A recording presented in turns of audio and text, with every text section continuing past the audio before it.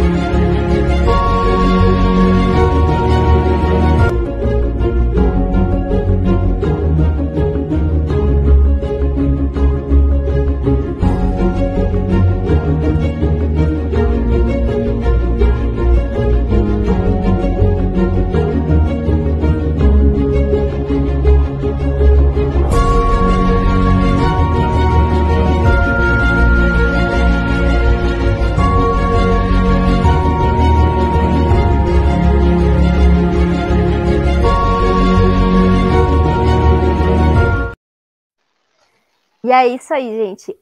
Esse diretor em específico, deixa eu até falar certinho o nome dele aqui para não ter problema. Robert Zemeckis, acho que é assim que fala, espero que esteja certo. Para quem conseguiu ler aí, conseguiu acompanhar, ele tem descendência iugoslava e dentro do que a gente encontrou na internet, a família não apreciava nem a parte de literatura, de livros, enfim. Ele meio que foi a ovelha negra da família quando ele se especializa, quando ele vai para a faculdade de cinema. E aí ele começa a fazer uma série de filmes. Então ele tem aí no currículo dele Expresso Polar, que é um desenho animado. Ele tem a trilogia do De Volta para o Futuro. Ele tem... De Volta para o Futuro, o Contato. Convenção das Bruxas, o Contato. Então ele tem uma série de filmes renomados, muitos que ganharam Oscar, inclusive. E ele faz uma abordagem muito interessante nos filmes, porque eu acho muito legal essa brincadeira que ele faz, que é de ouvir. Tanto que a equipe que ele trouxe para o Náufrago, ele fez, a mesma equipe trabalhou no filme Revelações. E é muito interessante porque, só para vocês entenderem rapidinho, ele teve que fazer os 2 filmes no mesmo momento, no mesmo período de tempo. Por quê? Porque no Náufrago, o Tom Hanks, ele perde muito peso, porque ele está isolado na ilha. E aí, o que eles fizeram? Como naquela época... Gente, é bom lembrar que o filme tem 20 anos, está completando esse ano 20 anos de idade, né? Então, naquela época, era muito restrito, né? As questões de edição gráfica e assim por diante, os efeitos especiais. Então, o que eles fizeram? Por 1 ano, que foi o período de tempo que o Tom Hanks teve para perder peso e chegar naquela feição bem rudimentar, assim, né? De um homem das cavernas, praticamente. Eles fizeram o seguinte, gravaram o início do filme. Nesse período de 1 ano, eles gravaram um outro filme que chama Revelações, também maravilhoso, vale a pena conferir quem tiver aí, com uma outra leitura, mas é com a mesma equipe. Então isso foi muito interessante por questão financeira mesmo, porque ele precisava fazer essas pessoas trabalharem e ao mesmo tempo ele precisava ter esse período de tempo para o Tom Hanks conseguir emagrecer e chegar no personagem, né? Conseguir embarcar no personagem. E eu acho incrível, porque o Tom Hanks, ele tá no filme desde o início que eu digo da ideia inicial. Quando vou voltar para o nome dele, eu não quero falar não vou falar o sobrenome, gente, porque eu tenho medo de errar de novo. Mas quando É um nome difícil de falar. O sobrenome é muito complicado.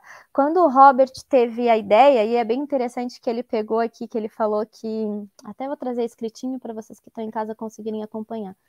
Ele falou que ele estava lendo um artigo sobre a FedEx, que a empresa é uma das maiores empresas de tráfego que fazem serviço de entrega dentro dos Estados Unidos, dentro do mundo, na verdade. Ele falou que ele percebeu que os 747, os aviões, iam sempre cheios de pacotes e voavam pelo Oceano Pacífico 3 vezes por dia.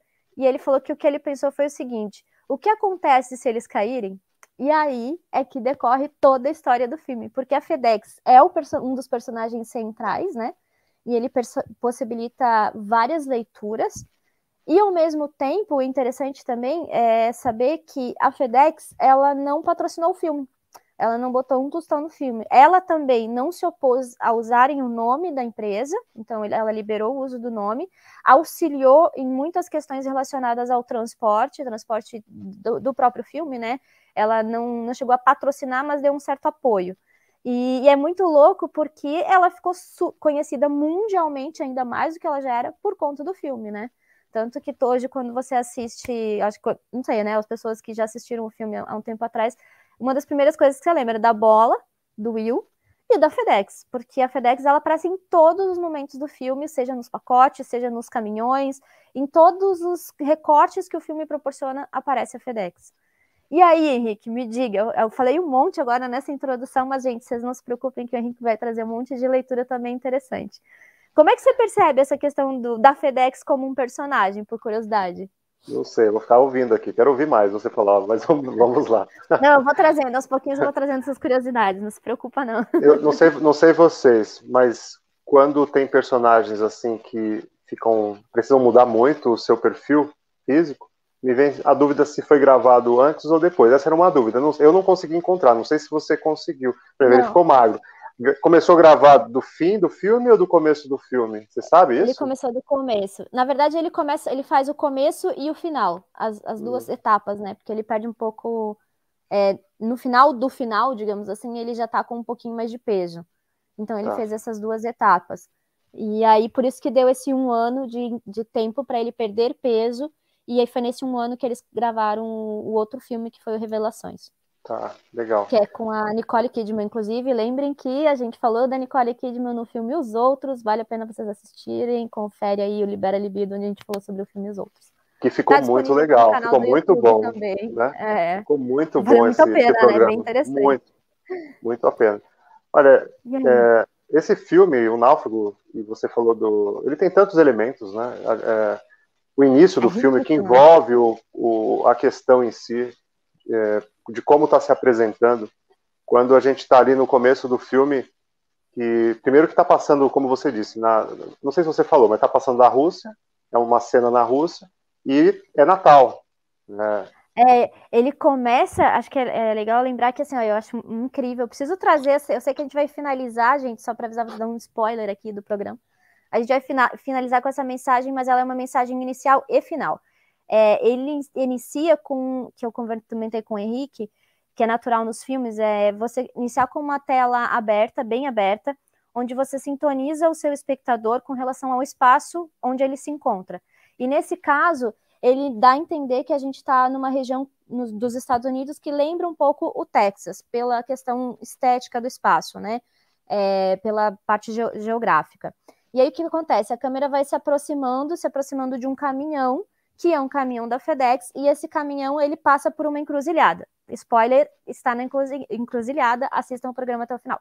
Ele passa por essa encruzilhada e vai retirar uma encomenda. Então ele chega numa fazenda e pega essa caixa, que é uma caixa da FedEx, que está adesivada, está escrito FedEx, e de repente, porque a história do cinema que eu falei é isso, você começa com uma tela muito aberta, tipo, colocando no espaço geográfico. Aí o que ele fez? Ele já foi te apresentando o caminhão. O caminhão é o quê? Um dos principais elementos dentro da leitura de todo o filme, que ele está representando a empresa FedEx. Quando ele chega nesse espaço, o carteiro, no caso, né, ele pega essa embalagem, de repente você vira embalagem, porque eles colocam uma câmera nessa embalagem e você vai acompanhar o filme, mas dentro da embalagem. Então, nesse momento, qual que é a intuição, o intuito de quem escreveu, ou mesmo do diretor? É que você mergulhe para dentro do filme. Ou seja, nesse momento, quando você vira a embalagem, você vira o pacote, é o momento que você teria que, teoricamente, se desligar do mundo onde você se encontra. Ou seja, você se torna um personagem ali naquele momento, a partir daquele momento. E aí, essa embalagem ela vai parar justamente na Rússia.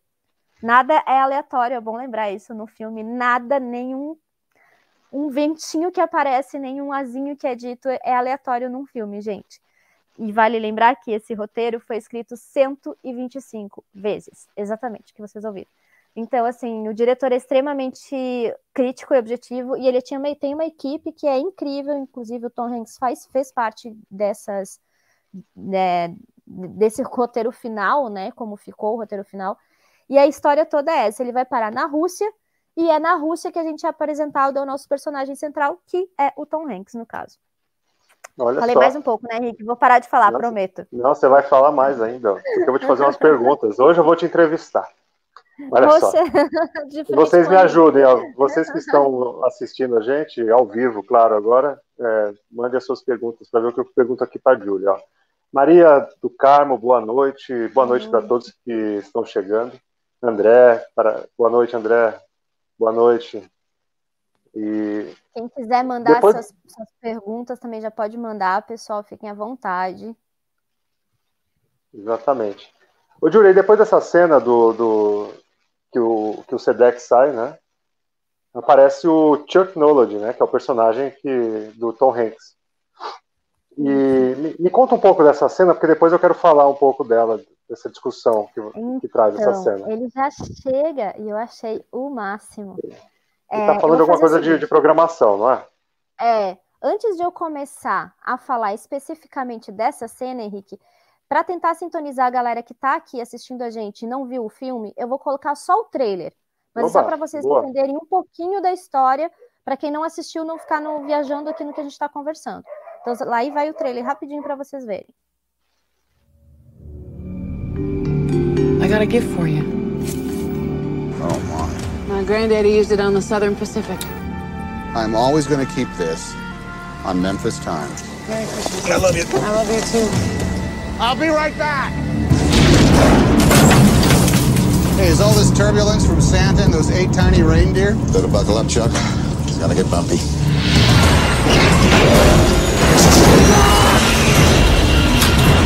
Brace for impact!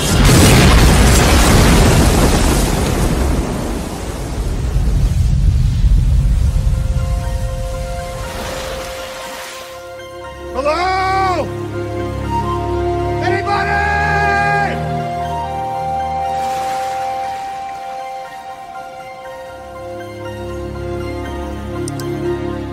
I never should have gotten on that plane. They think that I am right here. 400 miles squared. That's a search area of 500,000 square miles. That's twice the size of Texas. From the Academy Award-winning director of Forrest Gump, We live and we die by time, don't we? Tom Hanks, You'll never match. Any chance, will you? at the edge of the world, I have met fire! the end of a man's journey will become the beginning of his life. I would rather take my chance out there on the ocean than to stay here and die.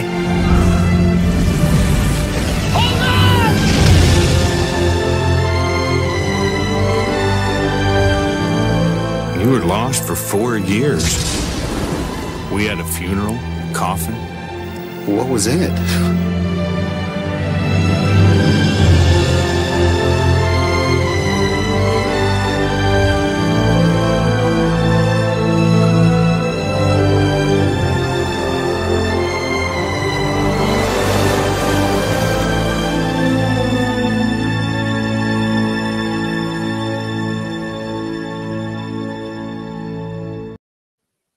Maravilhoso, né? Só o trailer já dá uma agonia. Não sei vocês em casa, mas para mim dá.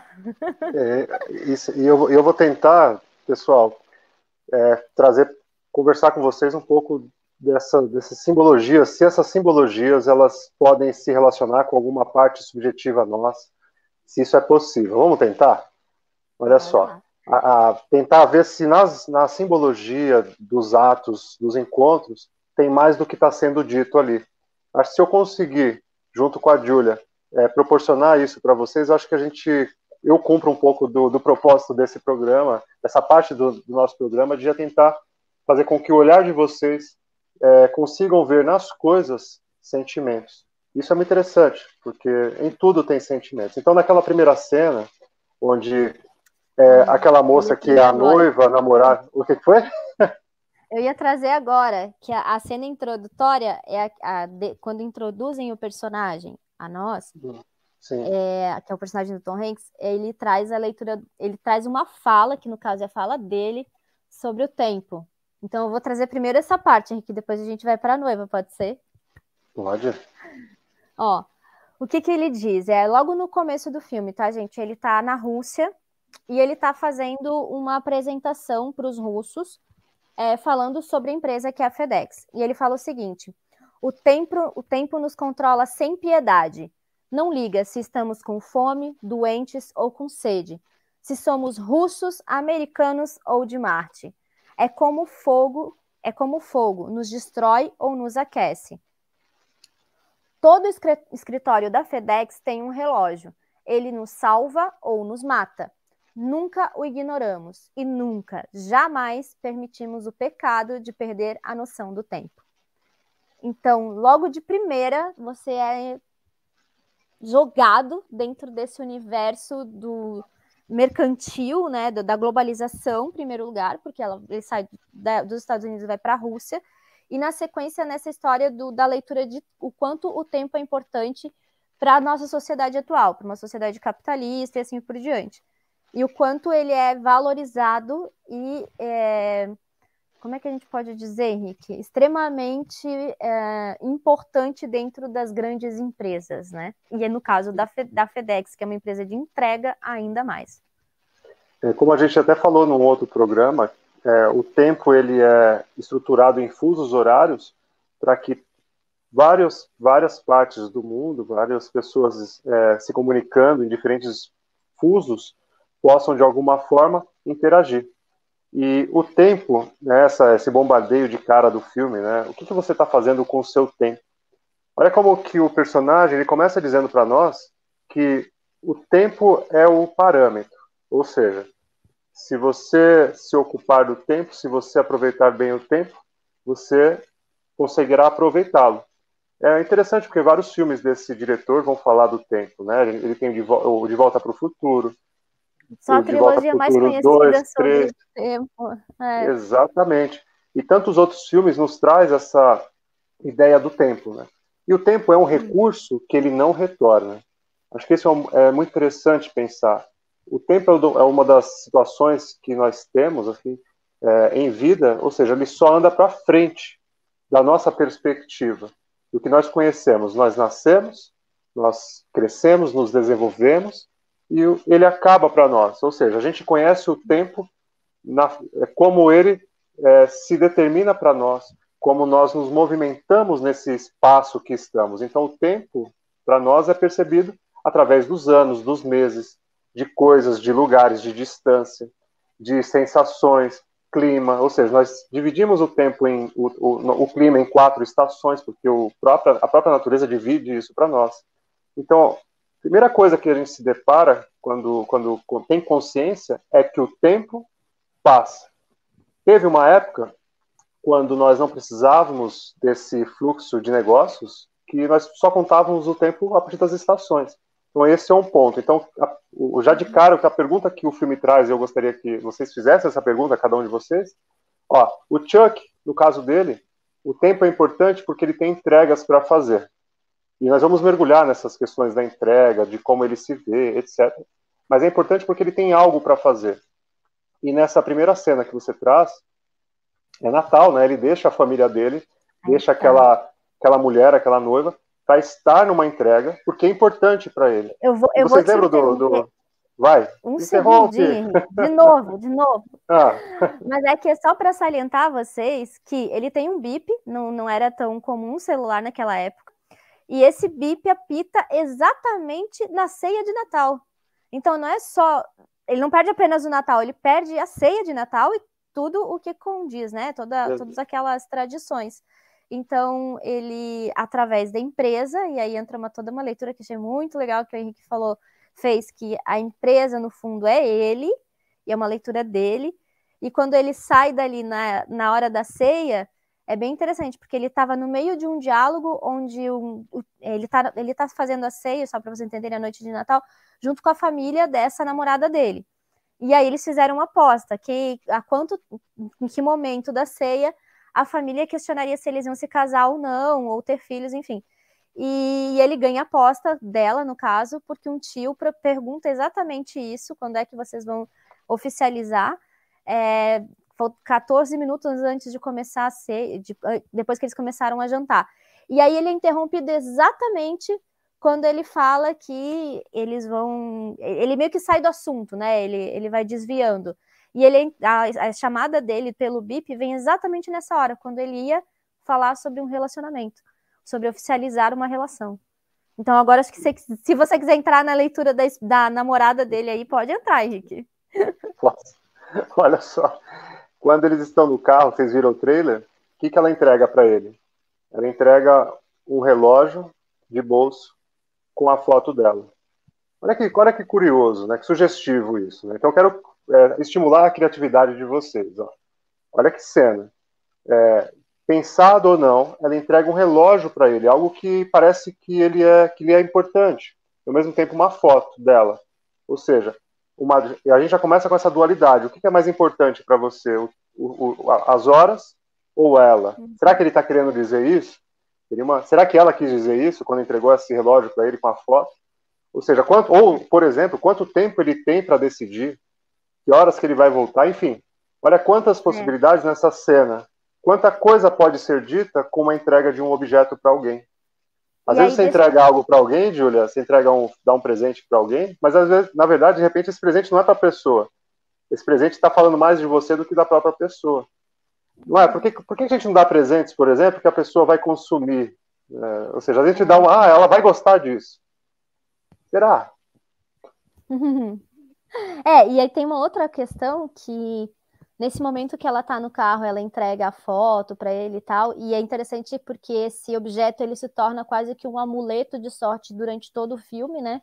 Porque é um dos objetos que ele mantém com ele, então é uma coisa que você vê que, de alguma forma, aquilo ali faz com que ele se mantenha vivo, que ele queira se manter vivo na ilha, mas, ao mesmo tempo, ele entrega para ela uma caixa, que dá a entender que é uma aliança, um anel de compromisso, de noivado, e ele pede que ela só abra a caixa, que seria no ano novo, quando ele retornaria, né? Quando eles estariam juntos novamente.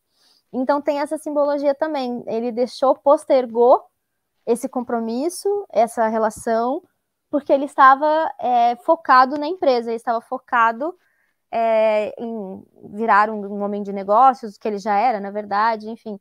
Então é interessante também essa leitura dentro dessa questão dos presentes.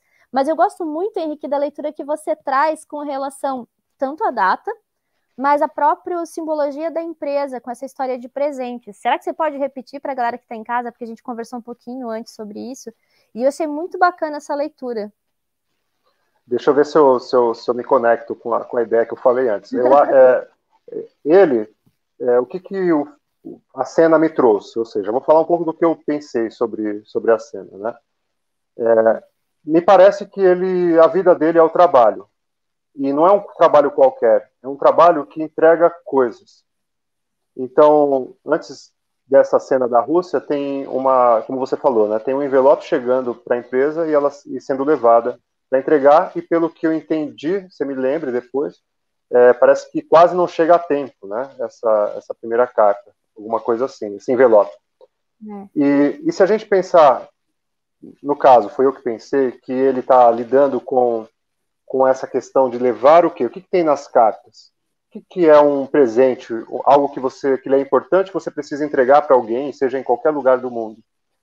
Isso não é um pouco, principalmente no Natal, ou seja, que o filme está passando ali no início, levar uma esperança, levar algo que deixar uma parte sua chegar no outro. E você começou nos dizendo da questão cinematográfica, de que o filme te coloca na carta, ou seja, uma parte da pessoa vai com ela naquele envelope, para algum outro lugar. Quem recebeu cartas no passado sabe o quanto era gostoso esperar, e a ansiedade que dava de esperar uma carta chegar. Claro, tenho certeza que as mensagens do WhatsApp, que a gente não para em cada 2 segundos, né, causa a mesma ansiedade, só que diversas vezes ao dia. Só que naquele tempo das cartas, para quem viveu, você sabia que demoraria uma semana, 15 dias. Então isso é interessante. Então me faz pensar que essas cartas... Fala, Júlia. E até o que eu ia trazer é toda a leitura que o próprio Natal nos dá, né? De um reencontro com a sua criança, de um olhar para dentro, de você se autoanalisar, porque é o final de uma etapa, de um ciclo. Então, isso tudo dentro do filme eu acho que está muito presente. Porque quando ele vai para a ilha, é um momento que eu vejo, pelo menos, como um momento de autorreflexão. É um momento em que a gente já comentou que ele vai se deparando com todos os erros dele. Então, no começo ali que a gente fala, quando ele chega na ilha, ele não abre os pacotes por uma questão de ética, né? Dentro da leitura de sociedade na qual ele está inserido, não é legal, não é correto você abrir o pacote que não é endereçado a você. Então ele fica ali por alguns dias, mesmo isolado naquela ilha, e sabendo que poderia ter alguma coisa dentro daqueles pacotes que poderiam ajudar ele a sobreviver, ele não abre.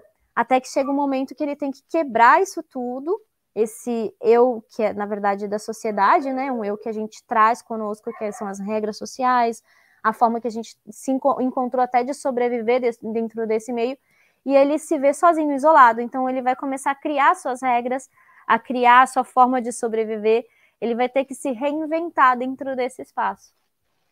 E a gente pode fazer algumas perguntas do Natal em relação ao personagem do Chuck. Não parece que ele tem raiva do Natal, porque algumas pessoas têm raiva de alguma data, não gostam, se sentem mal, tem algum desconforto. Mas ele não tem, mas ao mesmo tempo ele não vai ficar com a família. Isso é outra coisa interessante, né?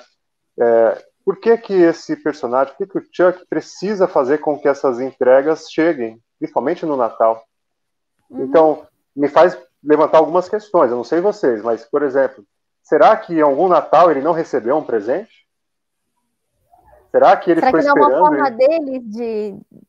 Eu concordo plenamente contigo. Você entende? Será que ele, em algum desses natais tão importantes, ele não tinha algo para chegar e não chegou porque uma empresa de entrega não funcionou? São questões, né? E a gente vai então para o próximo ato do filme, que é o voo. Ele entra no voo. Então, o que é esse voo, né? O que estar dentro desse avião? Você quer falar um pouco disso, Júlia? Desse avião, dessa parte do avião? Eu vou falar porque eu acho que assim, tem 2 momentos que ele está no voo. O primeiro que é quando ele volta da Rússia e vai para casa, e aí acontece tudo ok no avião, e óbvio, sempre são os aviões da FedEx nos quais ele se encontra, não são aviões comuns, né, de passeio, não sei como falar agora, gente, mas enfim. E o segundo é o que acontece, que cai o avião, no caso, né? E aí tem essa leitura que a gente já comentou, que é a seguinte: o avião, ele cai na água, ele mergulha, na hora que cai, ele é o único que vai sobreviver dentro do espaço do avião mesmo, mas ele consegue um espaço onde tem ar, então ele consegue respirar, e aí ele é um dos únicos que pega um bote inflável.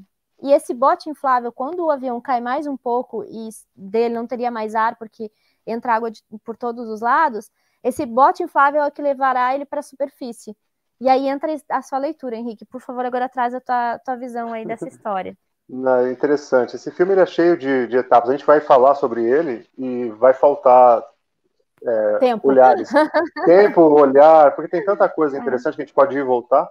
Por exemplo, ele não foi só fazer uma entrega, ele teve que pegar o avião e ir embora para outro lugar. Então, assim, a gente percebe que ele é um profissional excelente, eficiente, eficaz também, só que nas relações pessoais tem deficiência.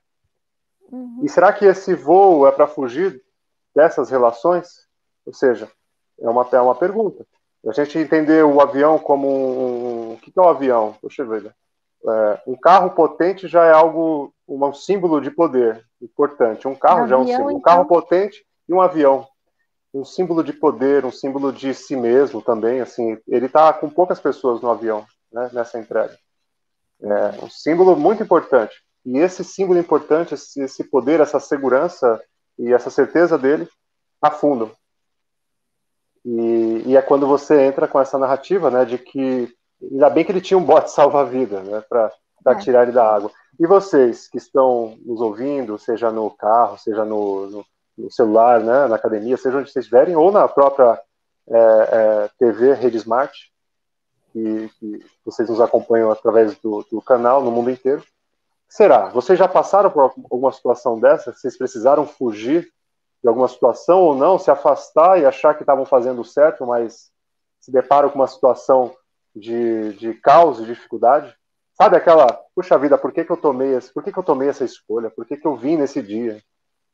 Ou seja, essas são as perguntas que passam geralmente na cabeça das pessoas que quando acontece alguma coisa que saiu dos planos. Não é, Júlia? Se eu tivesse ficado, né? Eu vou aproveitar a tua deixa, Henrique, para trazer o nosso momento do Étomos aqui, o significado literal da palavra naufrágio. Então, para quem está em casa, para a gente conseguir sintonizar a galera, porque exatamente a partir desse momento que ele vai para a ilha e fica isolado. Então, ó, confere aí.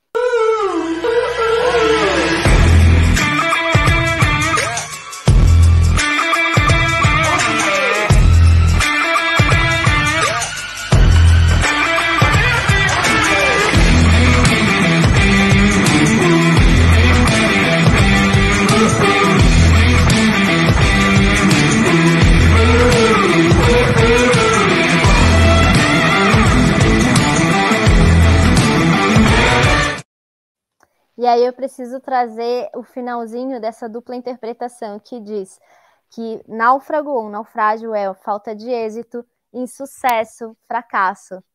Que realmente, para mim, é o que deixa claro que é o maior medo dele. Não ter esse êxito no trabalho, fracassar, enfim. Então, é interessante como, de novo, nada é aleatório num filme. Então, a escolha do nome já fala muito sobre o próprio filme, né? É verdade. Isso que você disse me faz pensar se essa ideia de ter medo de encontros ou de relações, e como você disse, a palavra sugere também, não faz ele ir para tão longe e acaba caindo numa ilha para se perceber só. Isso é interessante, né? Se perceber só. Porque o que uma ilha te traz? O que uma ilha traria para uma pessoa sozinha? Primeiro, a percepção de que ela só tem ela ali. É um primeiro momento. Ela vai ter que lidar com a solidão. Ele teve que lidar, o personagem tem que lidar com isso. Ou seja, essa ideia de solidão, de perceber que está só existe quando você já tinha uma outra realidade, ou seja, uma outra possibilidade. Nós, como seres humanos, nós só conseguimos perceber uma outra realidade na comparação. E aí eu Geralmente preciso assim. fazer um parecer agora, Henrique, por quê? Porque o filme ele é muito rico em detalhes quando ele está só na ilha. Tanto na forma de fazer fogo, na forma de inúmeras questões que ele vai trazendo e você fica assim, nossa, mas é assim que acontece? E aí eu quero só trazer uma curiosidade para quem está em casa, se é assim ou não é, eu não tenho como comprovar, porque eu nunca fiquei numa ilha nesse formato.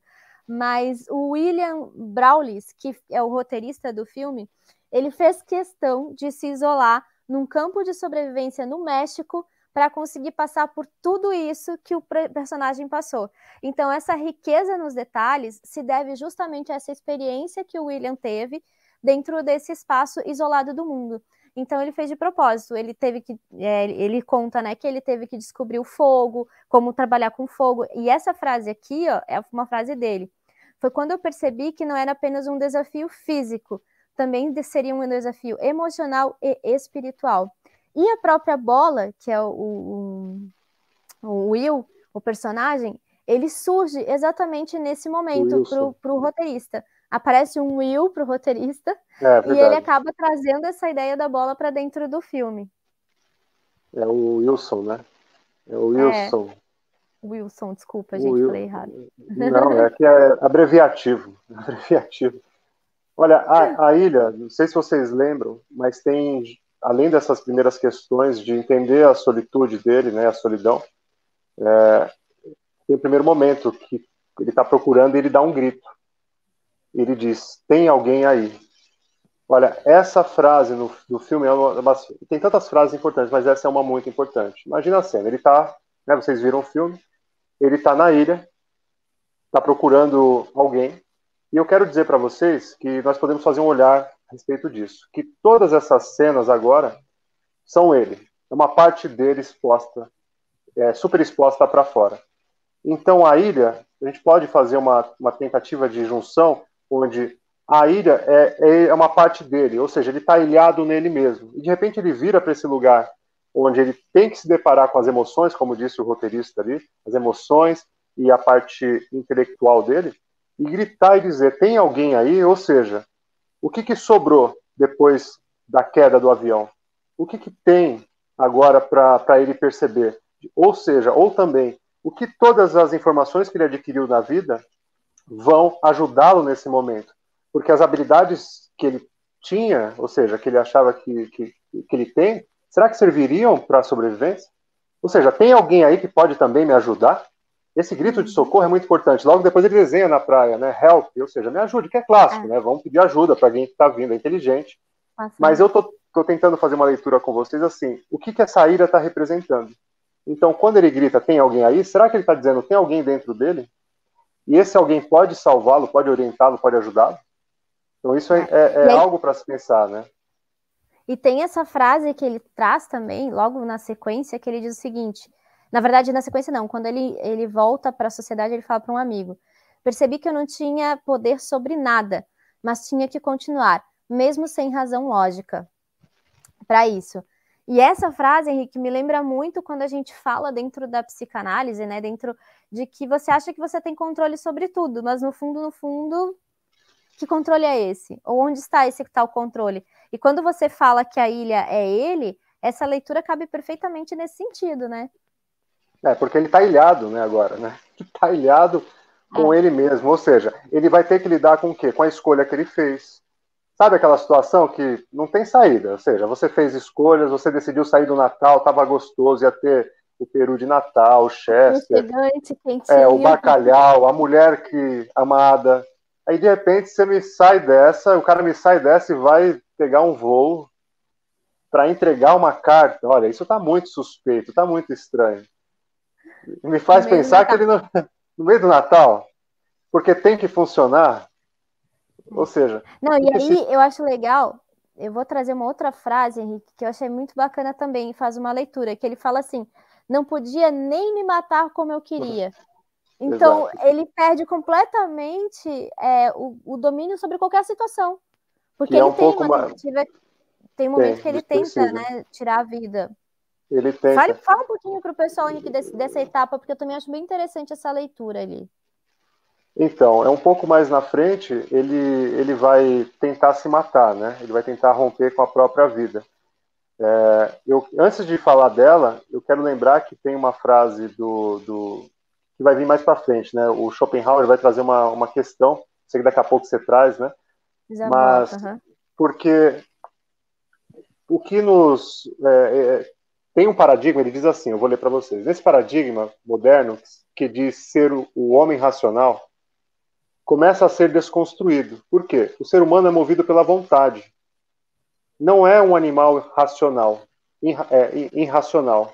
Ele é racional, ele é movido por uma vontade, por uma pulsão. Ele não tem um instinto. Ou seja, a partir desse momento que ele cai na ilha, ele vai ter que começar a lidar com o quê? Uma vontade. Ou seja, qual é a vontade? Ele vai ficar vivo, não vai ficar vivo? E quando ele se depara que ele não está dando conta, no filme, de resolver, de encontrar uma solução para sair dali, e que talvez ele tenha ele abriu mão de coisas que ele considera agora importantes, ele tenta se matar. E é curioso que ele se enforca, né? Tenta se enforcar e parece que o galho quebra, ele não consegue se enforcar. E uma leitura é que ele saiu vivo dali. Mas uma outra que eu faço é que naquele ato, talvez ele tenha deixado uma parte dele ali, a parte fraca dele. Porque se ele mantém essa parte fraca, talvez ele não conseguisse acessar o lado mais primitivo dele. E aí começa a história na ilha. Ou seja, quando ele aceita que ele vai ter que trazer aquele Chuck todo normatizado, arrumadinho, perfeitinho, vai ter que sair. Um animal vai ter que surgir de dentro dele. Aí ele vem com essa frase, que tem tudo a ver com o que o Henrique está trazendo para vocês. Tenho que continuar respirando. Amanhã o sol vai nascer. Ninguém sabe o que a maré vai trazer. Ou seja, eu estou me conhecendo. Eu não sei como vai ser o amanhã, porque eu estou realmente mergulhando em mim. No caso dele aqui, gente, só para vocês entenderem, o que acontece? No decorrer do filme, os pacotes do FedEx que estavam dentro do avião começam a chegar na ilha. Então, ao mesmo tempo, ele vai criando uma expectativa de o pacote chega e você fica, nossa, será que vai vir agora um isqueiro? Será que vai vir um canivete para ajudar ele? Enfim, e são elementos muito aleatórios, né? Tipo, poucos são os elementos que ele realmente usa ou que você usaria para sobreviver num ambiente inóspito como uma ilha. E aí ele fala exatamente isso, que ele se mantém também um pouco vivo, porque ele fala que, na manhã vai chegar um outro pacote, né? O mar vai me trazer um outro presente, e aí eu vou saber o que eu vou fazer da minha vida, eu vou descobrir como vai ser o dia seguinte. Então ele foge até dessa história de programar, né? Tanto que ele começa a programar o tempo, programar não, a acompanhar o tempo através dos risquinhos nas pedras, né? Ele começa a fazer o risquinho conforme cada dia que ele tá ali. Então é uma outra leitura também bem peculiar e interessante com relação ao tempo, né? E como você falou de acampamento ou de ilha, na minha parte infantil da minha história, eu tive a oportunidade de fazer muitos acampamentos selvagens com os meus pais. E para quem não sabe, o fogo é algo importantíssimo para um acampamento selvagem. Ou seja, sem fogo, o fogo a gente pensa que afasta bichos, afasta situações, protege, dá calor, enfim. Ter fogo é algo primordial. E é interessante isso, porque tem um determinado momento que ele tenta fazer fogo, demora e ele consegue. Ele se machuca, machuca a mão, enfim, mas ele consegue. Essa também pode ser uma referência do filme ao fogo do conhecimento, que na antiguidade, na mitologia, Prometeus traz o fogo que traz o conhecimento aos homens. Ou seja, a partir daquele momento que ele consegue fogo, ele traz o primitivo dele. E essa abordagem de trazer o primitivo é trazer o conhecimento que estava lá dentro para fora. Ou seja, esse conhecimento que está talvez na ancestralidade dele, no código genético, está dentro de nós. A gente tem esse registro dentro do nosso DNA.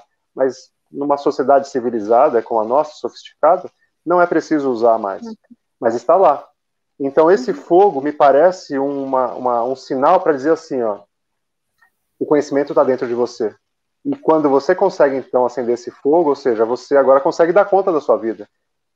Então esse não tem como voltar atrás, basicamente. Não tem como voltar. Não tem como voltar. Você Eu está ilhado, né, Ró? Júlia, está ilhado, caiu do avião, não tem saída, perdeu o Natal, tem que fazer fogo. E não conseguiu se matar. E não conseguiu se matar. Ou seja, tem que viver. Eu vou trazer agora essa frase que o Henrique falou, gente, do Schopenhauer, para a gente dar continuidade nessa leitura. Então fiquem aí com o nosso Hora do Oráculo.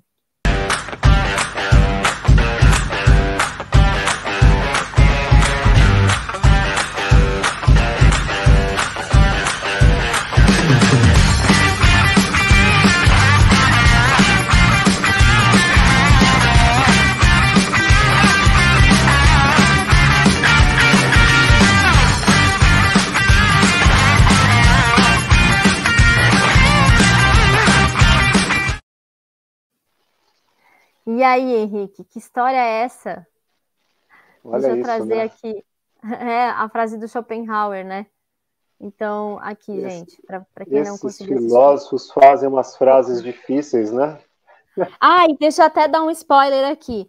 Alguns escritores e roteiristas acreditam que o filme O Náufrago foi o start para a série Lost, porque logo depois do filme, deixa eu até pegar o nome, eu não lembro agora o nome da empresa, eles começaram a escrever uma série relacionada ao filme, né, que é como se fosse uma continuidade, e eles tiveram que segurar o roteiro porque a empresa a rede de TV não aceitou o roteiro como ele estava naquele momento, e eles tiveram que reescrever. E ao que tudo indica, ele é o roteiro que virou o Lost depois. Então, entra aí uma outra análise interessante, porque dentro do Lost a gente tem inúmeros filósofos que são citados, né? E aí eu vou trazer só rapidinho aqui, para o Henrique poder trazer a fala dele. A frase do Schopenhauer diz o seguinte: o mundo é uma experiência na decifração de um enigma de mundo. E aí, Henrique? E aí, quem pode explicar? Vocês entenderam? Vamos pensar nisso. Ó. O mundo que nós conhecemos é o mundo possível. Ou seja, tudo aquilo que nós temos de conhecimento dentro de nós, de sentimentos, ele é transmitido para o mundo que nós conhecemos. O mundo individual, o mundo que você consegue ver. Você que está me assistindo, tem uma frase antiga que diz o seguinte: 2 homens olham através de uma janela. Um homem, ser humano, olha para o céu e vê o dia belo, bonito. E um outro homem, pela mesma janela, olha para baixo e vê um chão cheio de lamas. Ou seja, esses 2 homens estão na mesma janela. E da mesma janela cada um vê algo diferente, distinto.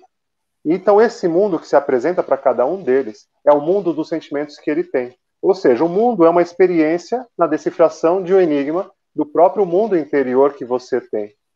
Então, o que os seus olhos podem ver, sentir, perceber, é aquilo que está dentro de você, sempre de nós mesmos. Então, Schopenhauer vem trazer isso. E por que eu achei interessante essa frase nesse filme? Porque o Chuck precisa se modificar. Ele precisa perceber que o mundo que ele tinha, que ele via, não serve mais. E nesse momento de ruptura, é que quando ele precisa, para dar conta de si mesmo, na minha opinião, ele precisa que surja alguém para auxiliá-lo. Ele já tinha feito um chamado, já tinha perguntado se tinha alguém aí, ninguém respondeu, mas de repente surge uma voz, surge um rosto, amigo, surge a bola Wilson.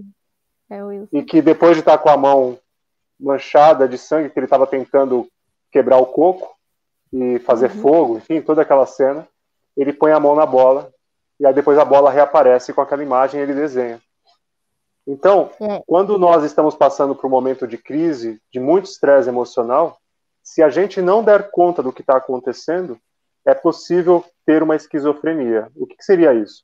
É uma forma do nosso sistema psíquico trazer uma resposta externa para um conteúdo que a gente não entendeu, não deu conta. Exatamente isso. Então surge o Wilson, surge essa possibilidade de diálogo com uma parte dele que ele tinha pedido, né? E o Wilson se torna um grande amigo. Para quem assistiu o filme, ele consegue falar coisas que ele está pensando e ouvir dentro dele mesmo e que vão dar força para ele para seguir em frente.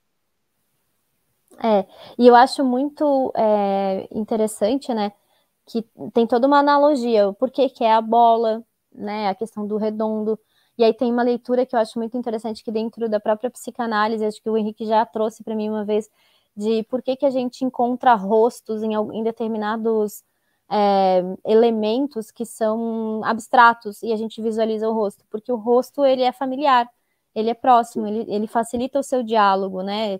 Encontrar alguém que tem as mesmas feições. Então, não aleatoriamente a mão dele vai ter esse formato de rosto quando ele bota na bola, não aleatoriamente a bola é redonda, poderia ser outro objeto, enfim. Então, tem várias possibilidades de leitura muito, muito abrangentes com relação a esse elemento bola, né?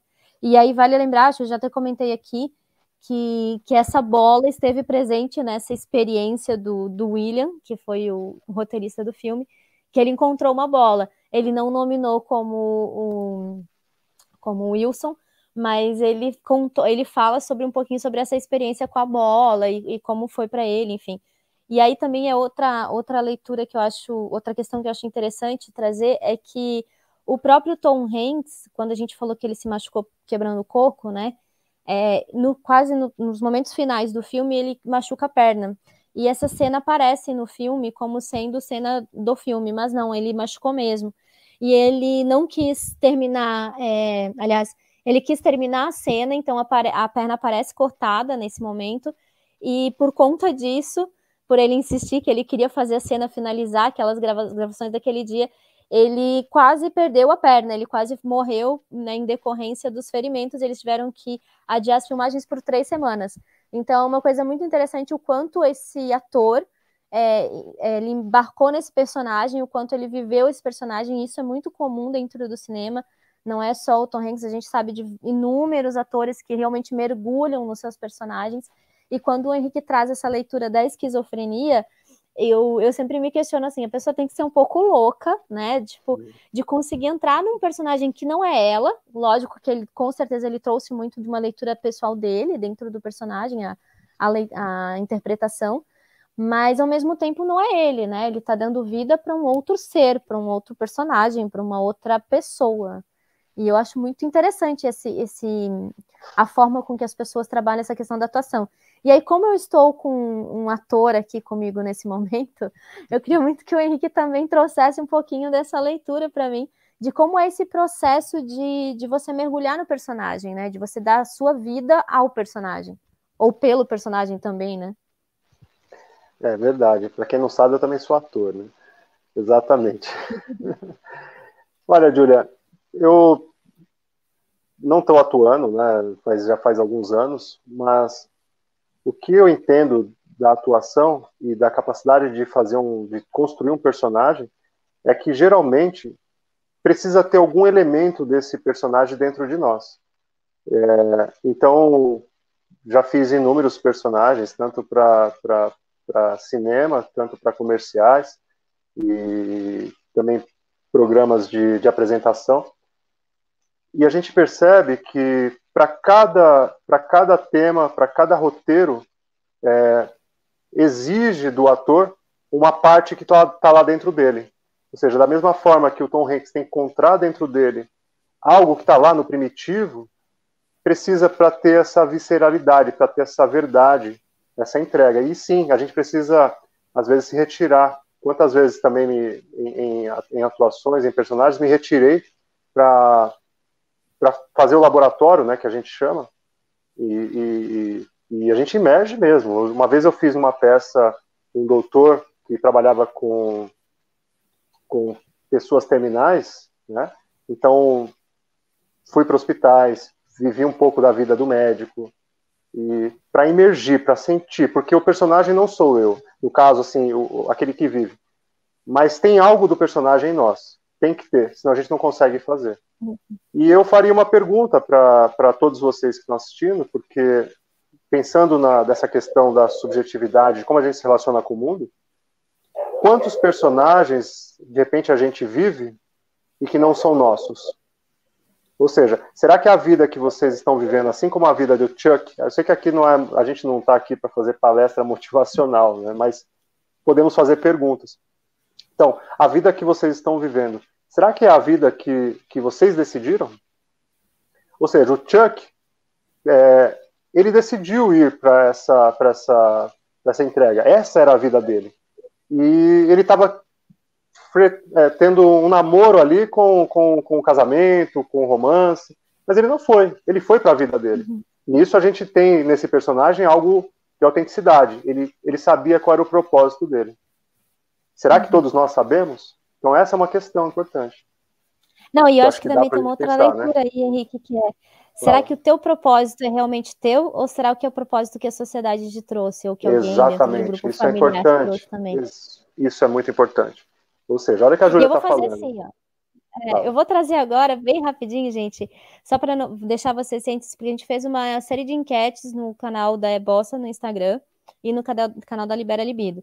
E eu vou trazer rapidinho essa leitura, porque a gente já está chegando a 1 hora de programa, e eu só quero que vocês saibam como ficou como a maioria do pessoal assistiu o filme, e a gente perguntou se a galera gostou ou não do filme. Então dá uma conferida aí e me responde aqui também se você curtiu, o que você achou do filme, porque ainda tem um tempinho de a gente trocar ideia.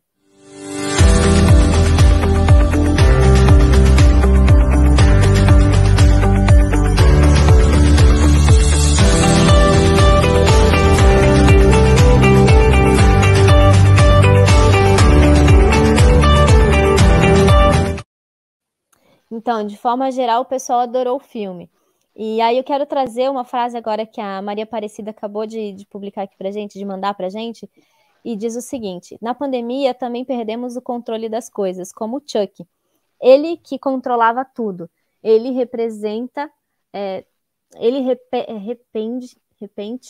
de repente, não tem controle de mais nada, mas é preciso continuar. Que é exatamente a frase que ele diz, né? E ele vai ter que controlar o lado animal dele, né?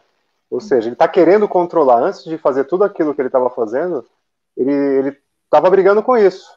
Ou seja, precisa trazer esse lado à tona, mas se trazer esse lado primitivo à tona, o que vai acontecer? Quantas vezes a gente se torna passivo numa situação, a gente deixa a nossa agressividade e começa a agredir de outra forma, agredirmos a nós mesmos através de uma doença, através de um boicote, numa agressividade de fala, às vezes cutucar a pessoa é muito passiva, mas na hora que ela fala, sai faísca, ela cutuca todo mundo. Será que isso não é um tipo de agressividade guardada? O que será que você, né, que está nos assistindo, não está fazendo e está trazendo essa raiva à tona de outra forma? Como está sendo representado, E eu vou trazer, Henrique, rapidinho aqui, como antes da gente finalizar, porque tem uma parte de toda a pesquisa que eu fiz aqui que eu acho extremamente importante salientar e que a gente conversou também a respeito já, que é a questão do silêncio, porque ele fala, o próprio diretor, eu vou trazer a fala do diretor, a frase dele mesmo aqui. Sempre soube, assim que comecei a gravar o filme, que não haveria música. Fiz a minha diligência, tentei música temporária e tive longas conversas com Silvestre. Silvestre é o responsável pela trilha sonora do filme. Mas simplesmente não funcionou. A música é complicada, pois leva o público ao que eles deveriam estar sentindo. E essa questão da música, só para vocês entenderem, quando ele chega na ilha, depois que sofreu o acidente, durante todo o acidente, tem muito barulho, tem muita... a presença não da música em si, mas do barulho é muito presente. Mas quando ele chega na ilha, dá até uma agonia, porque é tudo muito silencioso. Então vai ter, quando o coco cai, tem um barulho e tal, mas não tem música. A música ela realmente está ausente. E dentro das pesquisas que eu fiz, ele fala exatamente isso. Eles tentaram várias trilhas sonoras, trilha sonora instrumental, trilha sonora mais pesada, enfim, mas não aconteceu, não rolou, porque justamente era isso. A questão, ele estava dentro de o personagem está dentro de uma leitura muito interna. E quando você está nessa leitura interna, parece que o som, que a música, eles vão atrapalhar. Ou, quem sabe, eles façam com que você não consiga realmente mergulhar dentro de você mesmo. Pelo menos foi a leitura que eu fiz dentro da história de não ter música, com a leitura de mergulhar dentro de si mesmo. Como é interessante você essa questão. Isso, Henrique? Olha, essa questão que você está trazendo, que o diretor pensou, ela é muito impressionante, porque tem uma cultura, no Egito Antigo, no templo de Karnak, por exemplo, as paredes eram, segundo os egiptólogos, um grupo de egiptólogos, acredita que elas eram formadas por quartzo. E o quartzo, para quem sabe, ele ressoa, ele também gera energia. E você, para entrar nesse templo, por exemplo, quando você passava pelas portas, o que está dentro de você, ou seja, as suas emoções ressoavam, era o que eles estão considerando, ressoava então nessas paredes de quartzo e trazia de volta para você a sua emoção amplificada. Ou seja, esse filme, então, pensando nisso, será que ele está querendo o quê? Que as nossas emoções, a partir desse primitivo, venham à tona? E como cada um de nós pensa esse primitivo que está dentro de cada um? Ou seja, é um ponto interessante, né? Como, então, nós estamos nos vendo? Porque a música, para quem... acho que quase todos aqui gostam de música, o que acontece? Quando você está com um determinado tipo de sentimento, a gente não coloca um tipo de música, um tipo de ritmo. Se eu estou feliz, eu coloco uma música agitada. Estou num sítio, quero ficar feliz, eu ponho uma música agitada.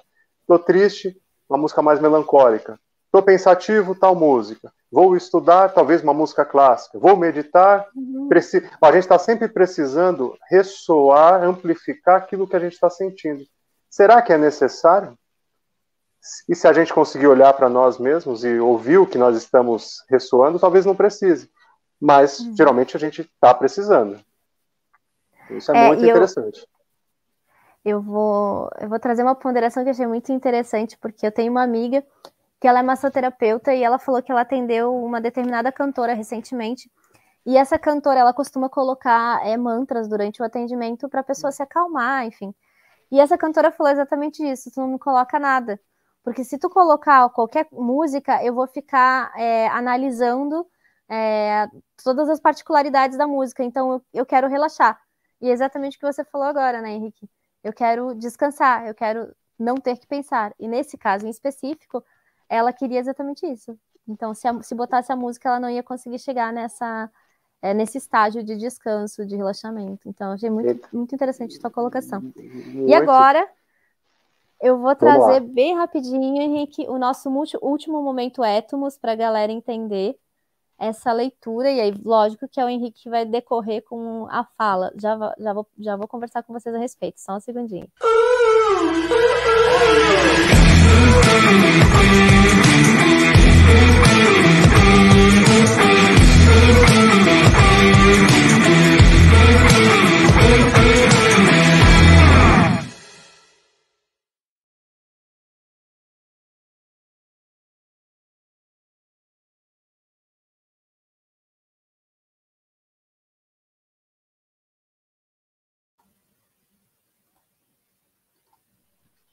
Henrique, quase que não voltou a tela.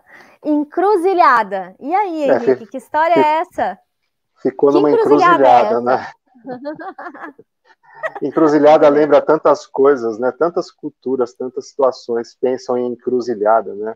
O que cruza o seu caminho? O que cruza os seus pensamentos? O que cruza as suas emoções? O que cruza diante de você no dia a dia? O que te cruza agora nesse vídeo, né? Nesse programa que nós estamos assistindo? O que te toca? O que te faz entrar em conflito? Porque tudo aquilo que a gente vê, que a gente observa... Que cruz é essa que você leva? Exatamente, Júlia. Então, a encruzilhada é tudo isso, né?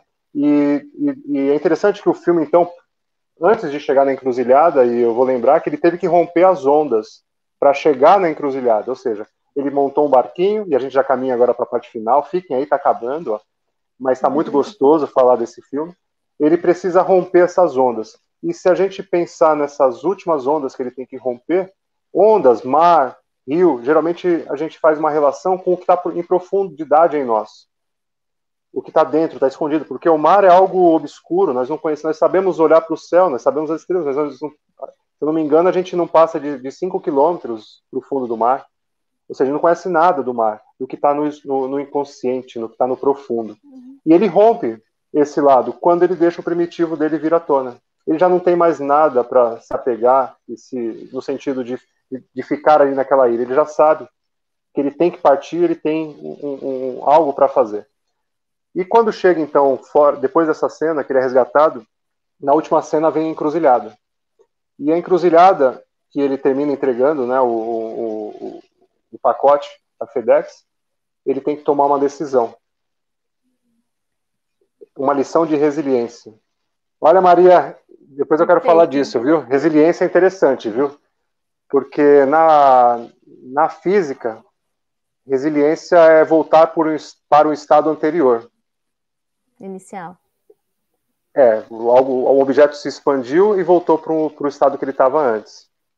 Então, essa palavra dá um tema, viu, para um programa. Porque, às vezes, a gente olha para essa questão, usa ela num lugar que talvez não seja bem isso, mas é muito, muito interessante. Eu entendi. A gente está dizendo o quê, né? Essa questão de olhar para o outro, enfim, de se ver, né? De ter uma proximidade. Mas, nesse cruzar de estradas, de caminho, nós temos que tomar uma decisão. Senão nós vamos ficar ali parados. Eu acho que o fato de ele começar e terminar com essa encruzilhada, ele está sendo bastante objetivo nessa leitura, né, Henrique? Ele está sendo bem reforçando essa mensagem. Porque realmente no começo você tem a encruzilhada da estrada, né? Com o caminhão do FedEx passando. E no final tem essa outra leitura da encruzilhada também. Então, eu falo assim, de novo, gente, nada num filme é aleatório. Nenhum ângulo ele achei bonito. Não tem nada a ver. Então, deixa eu só trazer uma participação rapidinho. Bom jogo de palavras, que cruz é essa que você carrega? Exatamente. Noite. Então, a história toda, dentro dessa questão que a gente falou, e eu vou repetir, esse roteiro foi reescrito 125 vezes, e um roteiro desse ele não vai ter menos do que 300, 400 páginas. Então, vocês imaginam a quantidade de ideias, a quantidade de coisas que foram trazidas para esse roteiro para ele sair exatamente como ele saiu. E a gente fala assim, o filme teve sorte. Não, cara, não tem nada a ver com sorte, não tem nada a ver um ano de filmagem, um ano de uma equipe inteira focada nesse trabalho, e aí o que eles salientam também nas matérias que eu assisti, que eu li sobre o filme, é que a equipe inteira não tirou férias, eles ficaram 1 ano e meio envoltos ao filme, enfim. Lógico, a gente está falando de um filme que, assim, dentro da leitura cinematográfica durou pouco tempo, tem filmes que a gente sabe que duraram, de gravação, né, duraram muito mais tempo de gravação, mas o quanto isso interfere na qualidade de um filme, né? E aí a gente volta a repetir, ele tem uma carrada de filmes incríveis no currículo dele. Então, novamente, nada é aleatório com esse diretor, nada é aleatório com o Tom Hanks, porque vale lembrar que o Forrest Gump também é desse diretor e vem na sequência, nessa leitura de Correr contra o Tempo, na leitura de um personagem que faz uma autorreflexão, enfim. Então, assim, é um filme que ele te dá uma abertura muito grande, muito ampla, sobre inúmeros assuntos. E realmente a gente podia ficar aqui 2, 3 horas e ia faltar tempo para falar do todo que é esse filme, né, Henrique? Exatamente, eu acho que já podemos ir concluindo, né, Júlia? Pode? Não posso, não? Pode. Porque eu quero pensar com vocês, a partir da último comentário, que foi a Maria?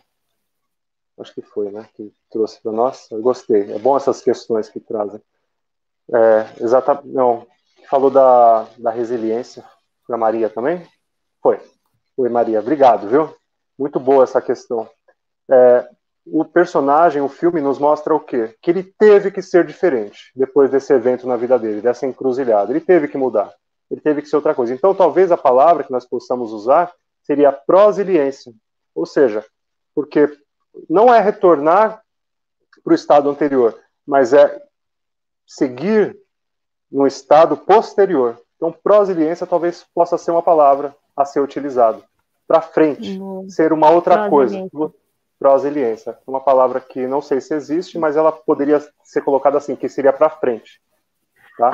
A Maria Aparecida está trazendo aqui, ó. Vamos falar mais sobre isso. Vamos, gente. Não se preocupem que 2022 tem Libera Libido ainda.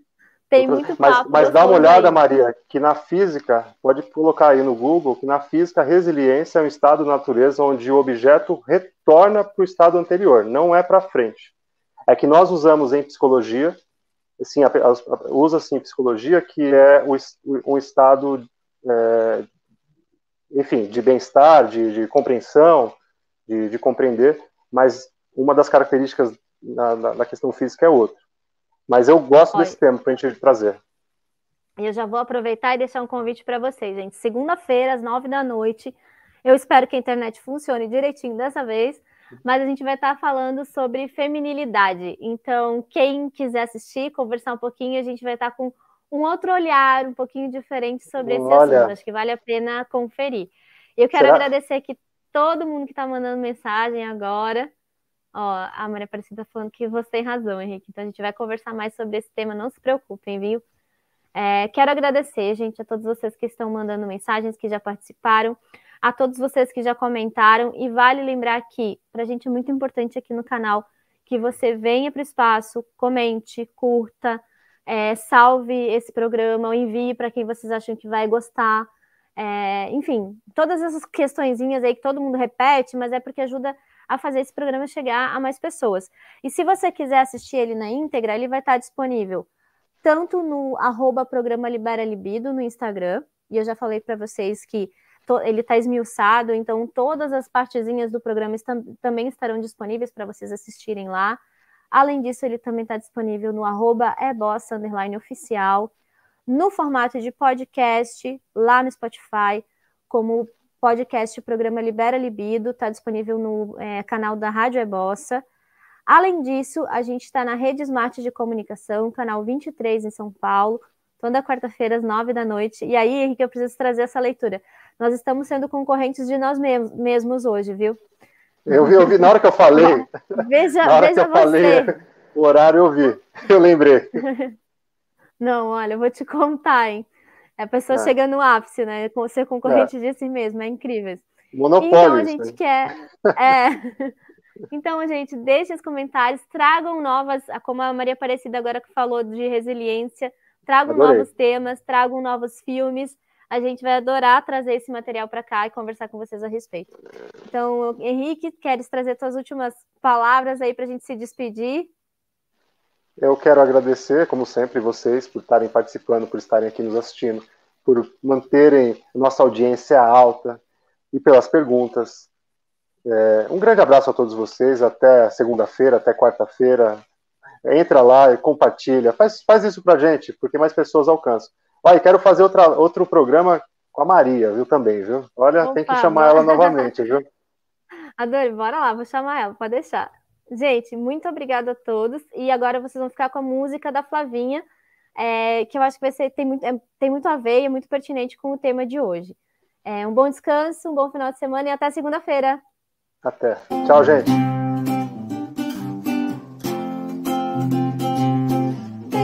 Tempo, mano, velho, falta um tanto, ainda eu sei, pra você correr macio.